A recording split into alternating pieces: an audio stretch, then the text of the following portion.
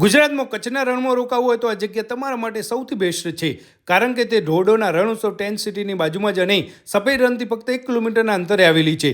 હું વાત કરું છું વ્હાઇટ રન કેમ્પસાઇટની, જો તમને નોન એસી સ્વિચ અને એર કુલ ડિલક્સ ટેન્ટ એકદમ વ્યાજબી ભાવે મળી રહેશે. ફક્ત 5500 રૂપિયામાં પર કપલના તેઓ લે છે, અને જેમાં તમને નાઇટ સ્ટે, બ્રેકફાસ્ટ અને ડિનર પણ આવી જાય છે. અહીં રાત્રે કેમ્પ ફાયર, કલ્ચર પ્રોગ્રામ વગેરે થાય છે, અને આ ટેન્ટમાં ગરમ પાણીની સાથે બધી જ સુવિધાઓ મળી રહેશે. એકદમ પ્યોરલી અહીં વેજીટેરિયન રેસ્ટોરન્ટ છે, જ્યાં તમને મસ્ત મજાનું જમવાનું મળશે.